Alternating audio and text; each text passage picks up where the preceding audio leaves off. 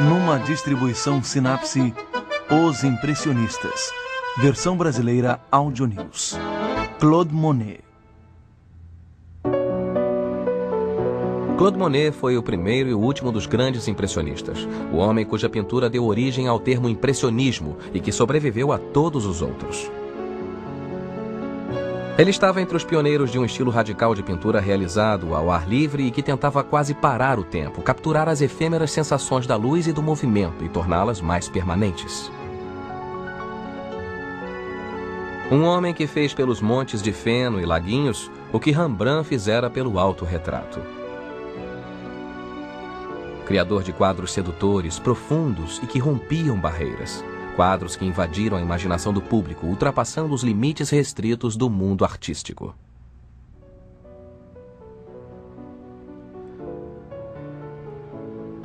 Claude Monet nasceu em Paris, em 1840.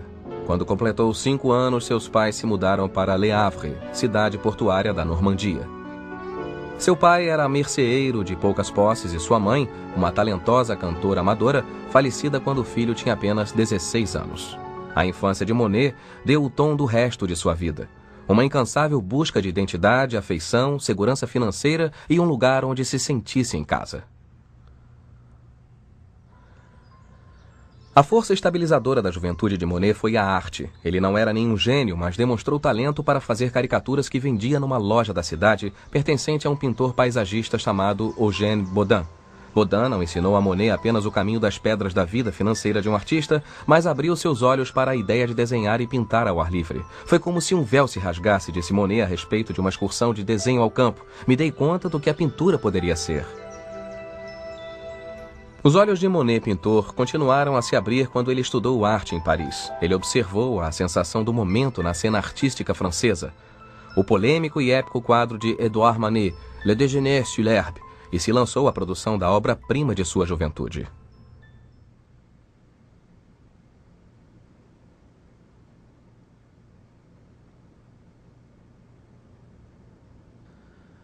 Monet tinha 25 anos quando pintou este quadro, que marcou uma fase prematura e crucial no desenvolvimento do impressionismo, mas ele acompanha a arte e ciência recém-descoberta da fotografia no desejo mostrado por Monet de congelar tudo que estava à sua frente, como um instantâneo. Só que, em vez da câmera, Monet tinha um bloco de desenho, um cavalete e alguns pincéis, que ele levou para o bosque de Fontainebleau, nos arredores de Paris. Um dos motivos de Monet se lançar a uma obra tão ambiciosa era conseguir o reconhecimento, como Manet conseguira, do Salon, a grande exposição anual parisiense e fonte de todo o sucesso artístico na França. Mas ele acabou entregando sua versão do Le Déjeuner sur l'herbe para um credor, que o guardou embrulhado em uma adega.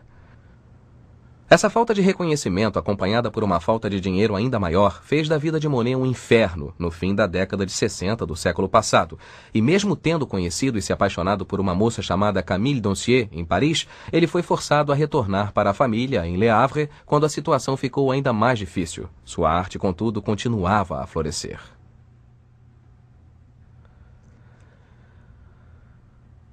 Esta pintura foi realizada em 1867, na cidade de veraneio de Saint-Andrés, em Le Havre. Foi aqui que, 10 anos antes, Monet e seu amigo Bodin pintaram ao ar livre pela primeira vez. O que vemos agora é a família de Monet, seu pai, sua tia, seu primo e talvez seu tio sentado, descansando no terraço que descortina o mar. Esta pintura foi descrita como precursora do impressionismo. Por quê? Porque as pinceladas estão se soltando, particularmente no mar, com essas ondulações, tanto literal quanto metaforicamente. Ali o pincel de Monet se soltou na superfície da tela. Pode-se ver alguns pelos. É um quadro muito bem dividido em 3 faixas horizontais. Pode-se ver o próprio terraço, o mar e acima o céu. Mas ele também quebra o quadro com uma violenta diagonal, começando com a sombra do pai. Passando pelo olhar do pai sobre as 2 figuras, o iate, a flâmula, chegando ao canto superior esquerdo.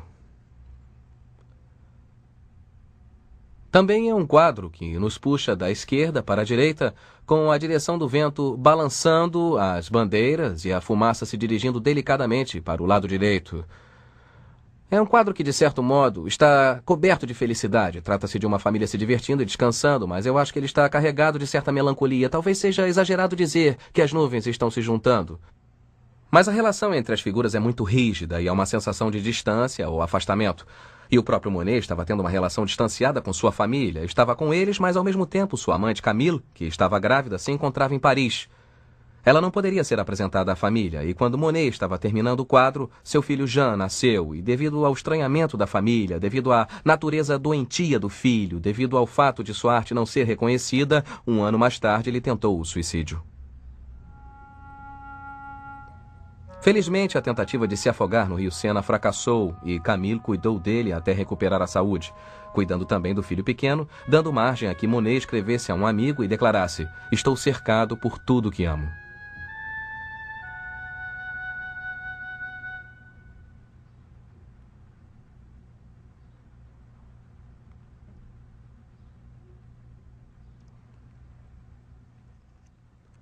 Camille provou ser uma musa inspiradora tanto para os olhos de Monet quanto para seu coração. E ela foi modelo para todas as mulheres retratadas neste quadro, uma obra que Monet ofereceu ao Salon em 1867 e que foi rejeitada. Ele começou a pintar a grande tela ao ar livre e chegou a cavar uma trincheira para colocá-la de modo que pudesse trabalhar nas áreas superiores no local, mas ainda assim foi obrigado a terminá-la no ateliê. Mas o verdadeiro divisor de águas logo chegou quando Monet reduziu sua escala, mesmo que não sua ambição, reunindo-se com seu amigo Renoir e foi para o Rio.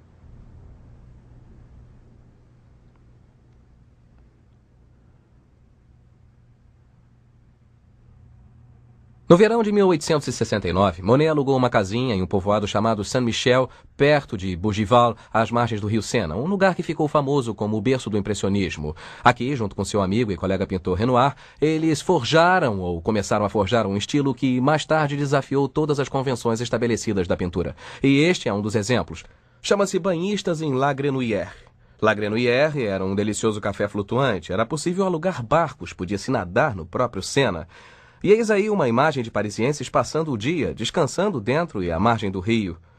É uma imagem da vida contemporânea. A atmosfera é tranquila e as sensações da luz, quase o som das pessoas caindo na água, talvez a música do café, podem ser ouvidos se olhar com bastante atenção. Mas, em última análise, o que se percebe em primeiro lugar é o modo como a tinta é aplicada. As pinceladas não são disfarçadas e a tinta é aplicada às vezes fina, às vezes espessa. Luz de verdade banha a superfície do quadro e a pintura tem tudo a ver com a superfície. As áreas de tinta não são misturadas na paleta, não são misturadas na tela. Na verdade, são misturadas no olho do observador, possibilitando uma sensação dinâmica semelhante a olhar para a água. Os olhos dificilmente conseguem ficar parados, pois são atraídos para as margens do Sena ou para o lado esquerdo, onde a luz tremula nas árvores e nos troncos. É uma imagem que, quando observada, parece calma e contemplativa.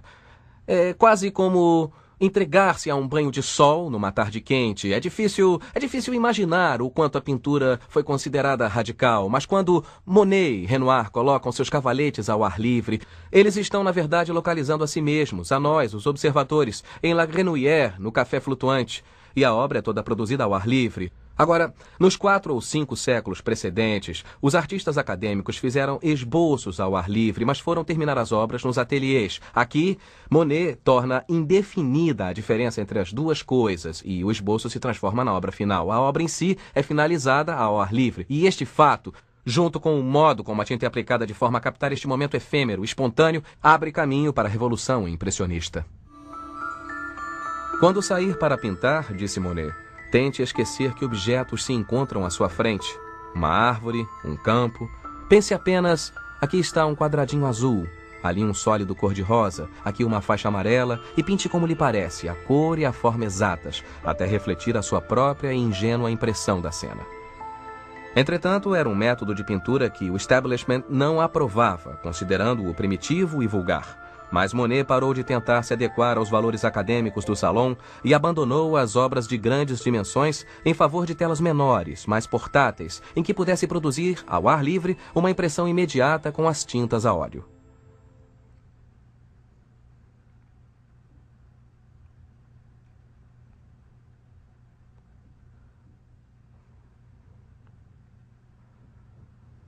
Na mesma época em que Monet aprendia a ser honesto com sua arte, ele finalmente foi digno com Camille e casou com ela em junho de 1870, em Paris.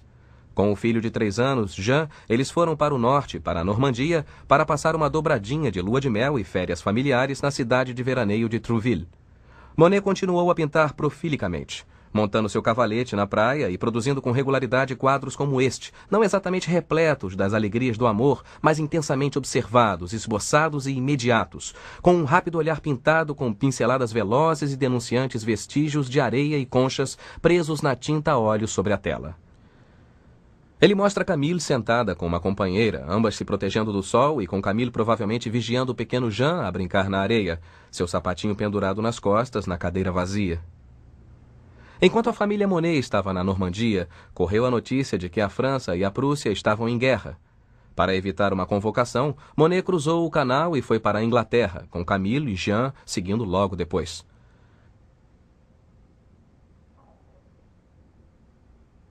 Em Londres, ele caiu de amores pelo grande mestre britânico do início do século XIX, James Mallord William Turner, e entregou-se a um caso de amor pictórico com a cidade, que não tem fama de musa inspiradora, com certeza não na França.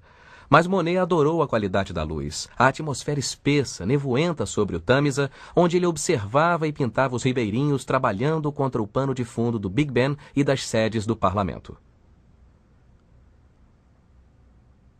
E ele prosseguiu com seu estranho caso de amor com a cidade quando voltou a Londres, na década de 90 do século passado, e continuou a produzir panoramas de Westminster e do rio Tâmisa intensamente luminosos, magistrais e cada vez mais abstratos.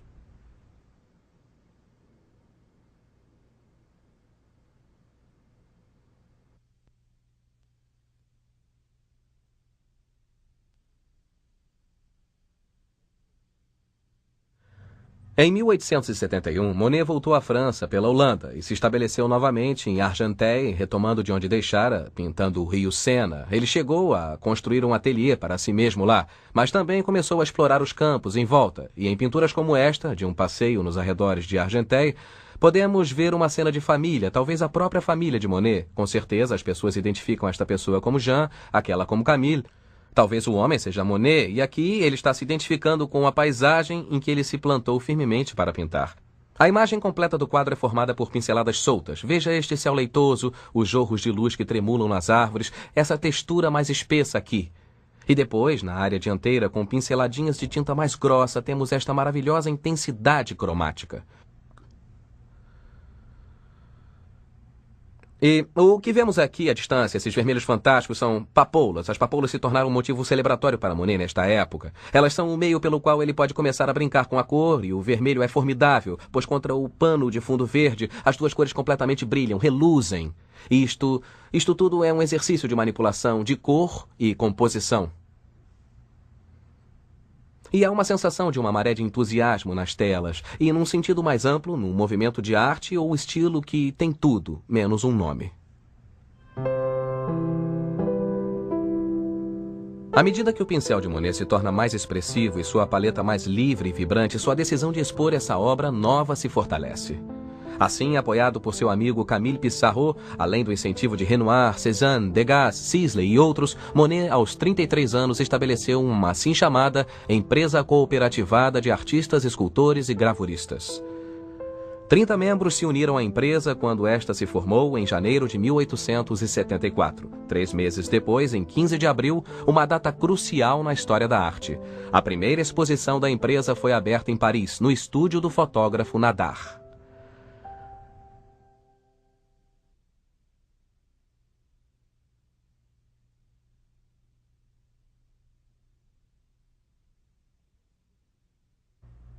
Monet expôs cerca de 10 obras na mostra, mas esta emergiu como uma pintura-chave. Chama-se Impressão Sol Nascente e retrata uma paisagem de Le Havre, as docas, os mastros dos grandes navios mal vistos através das sombras, essa escuridão que o sol fere e lança uma fímbria de luz iridescente sobre a superfície da água. Monet não ligava muito para essa obra. Ele a descrevia como uma coisinha que fiz em Le Havre, com os mastros e o sol visível, mas disse que foi forçado a lhe dar um nome para o catálogo e teve a ideia de batizá-la de Impressão, Sol Nascente. A partir desse nome nasceu o impressionismo. Os críticos assumiram o nome de imediato, principalmente um homem chamado Louis Laroux, que escrevia para uma revista satírico-cultural chamada Charivari. Ele intitulou sua crítica da exposição Uma Exposição dos Impressionistas, e também escreveu sobre este quadro em particular, dizendo que o achava difícil, que não conseguia entendê-lo, que leu o título dizendo: "Fiquei impressionado, ele deve ter me causado impressão." Piada ruim, bom nome, que efetivamente detonou o impressionismo e, mesmo que Laroux dissesse que esta obra e outras da exposição eram menos finalizadas que papel de parede em estado embrionário, os impressionistas estavam lançados. Mesmo que Monet estivesse cada vez mais empobrecido, a confiança que depositava em sua pintura crescia e ele começou a lutar com a intensidade visual e o dinamismo da vida urbana. Durante todo o período em que Monet residiu em Argenteuil, ele voltou a Paris para pintar a cidade. Na verdade, em 1877, ele alugou um ateliê bem ali e vinha pintar neste local. A Gare Saint-Lazare, a grande estação ferroviária dos trens para o norte. Este local era uma colmeia ululante de atividade. Estações de trem pululavam por toda Paris. Um crítico cultural da época descreveu as estações como as novas catedrais da humanidade. E Monet resolveu que tinha que confrontá-las. Assim, segundo seu amigo, o pintor Renoir, ele vestiu sua melhor roupa, dirigiu-se à estação para falar com o chefe e apresentou-se como Claude Monet, o pintor. Aí o chefe achou que ele era um grande expositor e eles esvaziaram a estação. Fizeram chegar os trens, parecidos com aquele. Eram trens a vapor que encheram de carvão, o vapor subiu forte, Monet montou o cavalete e começou a pintar.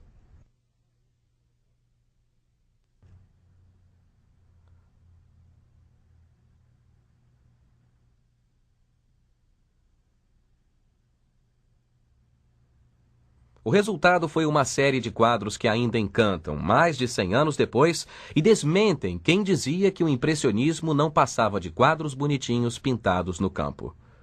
Na verdade, Monet produziu os quadros em parte como desafio aos críticos, que diziam que algumas das suas paisagens de inverno eram enevoadas demais e que névoa não era assunto digno de um quadro.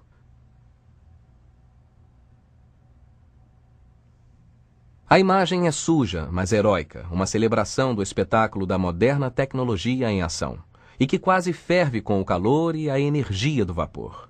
Talvez o momento congelado mais dramático do conjunto da obra de Monet, onde as grandes locomotivas, as pessoas na estação, as nuvens de vapor e as nuvens acima da ampla cúpula parecem suspensos no tempo para todo sempre. Ao mesmo tempo, os elementos parecem se misturar e a combinação de vapor e luz é quase tangível. No início de 1878, Monet e família chegaram à Gare Saint-Lazare, forçados a deixar Argenteuil em situação imoral financeira muito precárias.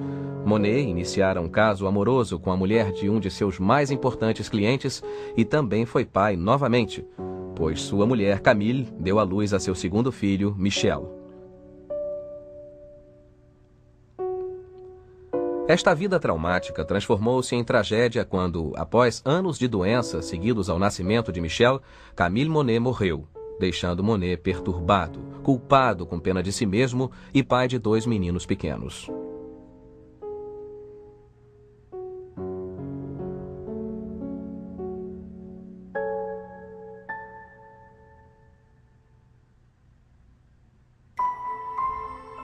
Com a mesma reação de sua infância, Monet pintou prolificamente e com renovado interesse em pintar ao ar livre, como se tentasse se purificar do sofrimento e da culpa. Suas obras já vendiam bem e até o Salon começou a aceitá-las. Assim, em parte para recomeçar uma família, em parte à procura de nova inspiração, ele comprou uma fazendola em Giverny, a uns 60 quilômetros de Paris, às margens do rio Epte. Nesta casa em Giverny, Monet começou a criar um jardim florido, luxuriante e vividamente colorido, com a ajuda de sua amante Alice Hochet, que mudou-se para lá com seus 6 filhos e que depois que o marido morreu em 1891, tornou-se a segunda senhora Monet.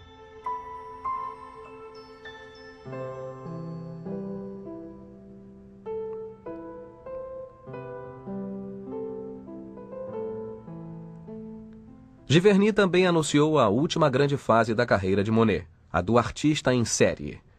Inspirado a princípio pelos álamos das redondezas e pelos campos cheios de montes de feno, depois pela grande fachada gótica da Catedral de Rouen, 45 quilômetros estrada acima, Monet pintou até 30 telas da mesma paisagem, estudando as mudanças sutis de luz ao longo do dia, hora a hora, e evocando a lenta e rítmica passagem do tempo. Em 2 campanhas separadas, Monet sitiou o lado esquerdo da catedral, armado de cavalete, tela e pincel, observando os efeitos do sol à medida que o inverno se transformava em primavera, primeiro em 1892, depois um ano mais tarde. Em uma carta para Alice, em março de 1893, Monet escreveu: "Lamentavelmente, só posso repetir que quanto mais longe vou, mais difícil é para mim expressar o que sinto, e digo a mim mesmo que qualquer um que declare ter terminado uma pintura é terrivelmente arrogante." No início da década de 90, enquanto Monet construía um ateliê aqui em Giverny e trabalhava no Jardim Florido, ele começou a criar o que se tornou o grande amor do fim de sua vida. O jardim aquático, com uma ponte especialmente projetada, seus fantásticos salgueiros chorões e glicínias, uma extraordinária combinação de cores por toda a parte. Ele projetou o jardim junto com um jardineiro japonês e um exército de ajudantes. Em 3 anos, Monet estava pronto para pintar, mas nos 20 anos seguintes ele mexeu e modificou o jardim. Foi um período em sua vida no qual ele mal podia enxergar, tinha catarata e, com frequência, expressava a frustração de não poder ver sua grande criação. Aos poucos, todos os detalhes não condizentes foram eliminados. O formato tornou-se muito mais panorâmico, mais alongado, como se a superfície dos quadros ficassem situadas embaixo da água.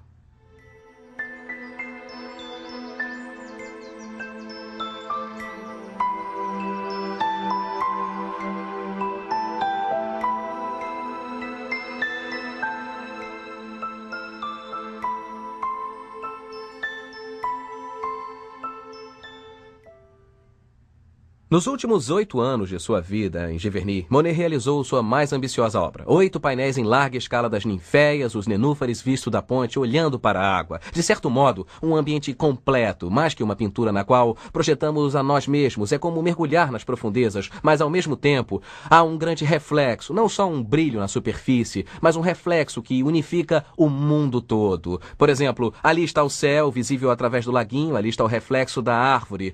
Este é o trabalho de um velho de 80 anos e ainda assim o gesto, as pinceladas são tão vigorosas que parecem o trabalho de um jovenzinho, pois o esforço físico é tão imenso. Monet, ele produziu estas obras após o desenlace da Primeira Guerra Mundial. Em 1918, ele quis doar 2 painéis ao governo francês, mas quando soube que, junto com o político francês Georges Clemenceau, cujo busto está bem aqui, lhe dariam a Orangerie, o projeto cresceu de forma a compor-se de 8 painéis. E ficamos não só com um monumento àqueles que morreram na guerra, nem com um monumento ao próprio Monet, mas, de certo modo, ficamos com um monumento ao impressionismo, o coroamento de um movimento que atua como uma ponte entre a arte do século XIX e a abstração em escala épica do século XX.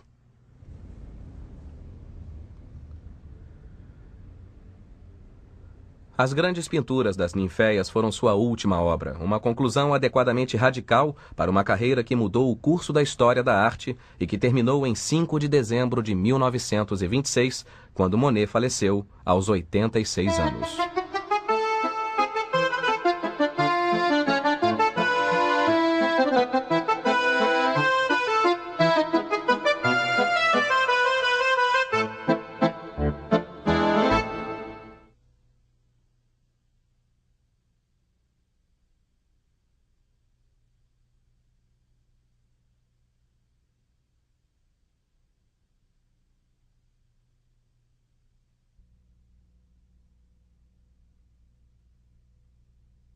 A todos os outros.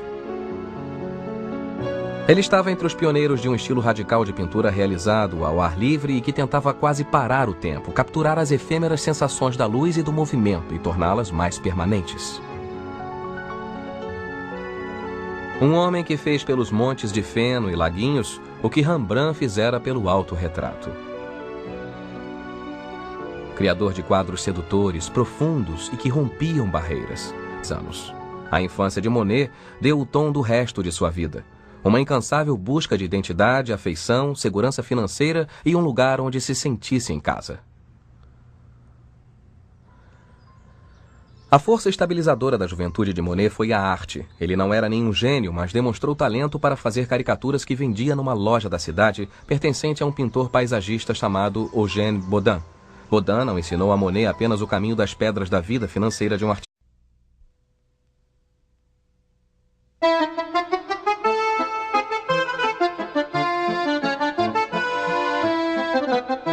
Numa distribuição Sinapse, Os Impressionistas. Versão brasileira Audio News. Claude Monet. Claude Monet foi o primeiro e o último dos grandes impressionistas, o homem cuja pintura deu origem ao termo impressionismo e que sobreviveu a quadros que invadiram a imaginação do público, ultrapassando os limites restritos do mundo artístico.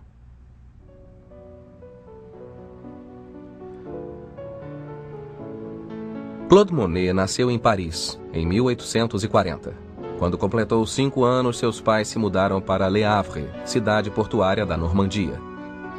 Seu pai era merceeiro de poucas posses e sua mãe, uma talentosa cantora amadora, falecida quando o filho tinha apenas 16 anos, mas abriu seus olhos para a ideia de desenhar e pintar ao ar livre. Foi como se um véu se rasgasse, disse Monet a respeito de uma excursão de desenho ao campo. Me dei conta do que a pintura poderia ser.